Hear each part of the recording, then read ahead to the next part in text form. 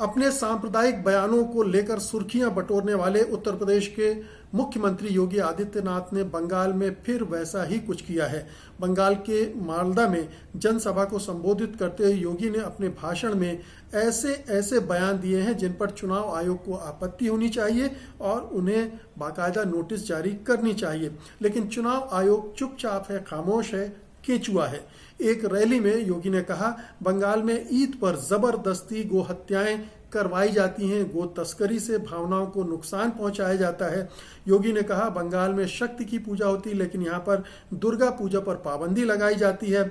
योगी ने आरोप लगाया कि बंगाल में जय श्री राम के नारे बोलने से भी रोका जाता है। योगी आदित्यनाथ ने कहा कि 1 महीने में बंगाल की धरती पर परिवर्तन दिखेगा।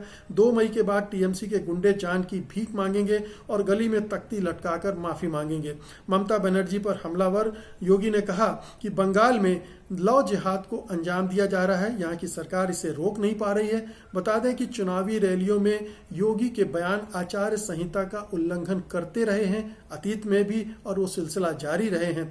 2019 के लोकसभा चुनाव में चुनाव आयोग ने उनको आचार संहिता के उल्लंघन का दोषी पाया था, मगर नसीहत देकर छोड़ दिया था, केचुआ था।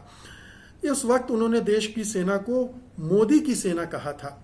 योगी आदित्यनाथ ने गाजियाबाद में चुनावी सभा के दौरान कहा था कि कांग्रेस के लोग आतंकवादियों को बिरयानी खिलाते थे और मोदी जी की सेना आतंकवादियों को गोली और गोला देती है। इसी तरह मध्य प्रदेश में अली और बली की लड़ाई का नारा दिया था और दिल्ली चुनाव में भी उनके श्रीमुख से ऐसे ही जहरीले वाक्य झरे थे। योगी आदित्यनाथ की एक खास प्रचार शैली है। उनका जो पूरा कथ्य होता है, जो भी बोलते हैं, उसमें वो सांप्रदायिक विष से भरे शब्द का इस्तेमाल करते हैं, वाक्य इस्तेमाल करते हैं, जुमले इस्तेमाल करते हैं और उनमें साफ तौर पर 2 समुदायों के बीच एक तरह का वैमनस्य पैदा करने की मंशा होती है।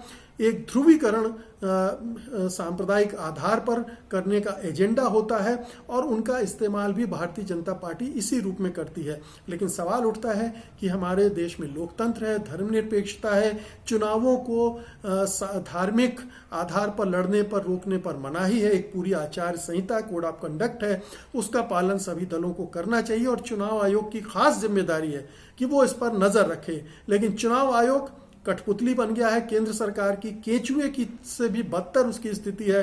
वो कोई कार्रवाई नहीं करता है। पिछले चुनावों में भी हम देख चुके हैं कि किस तरह से प्रधानमंत्री हो, अमित शाह हो, योगी हो, सबको वो खुली छूट देता रहा है और उनके जो विवादास्पद बयान हैं, आपत्तिजनक बयान हैं, उन पर नोटिस भी नहीं लेता है। और हम जानते हैं कि जो एक चुनाव आयुक्त लवासा थे, उनके साथ किस तरह से व्यवहार किया गया है। तो चुनाव आयोग का रवैया दुर्भाग्यपूर्ण है।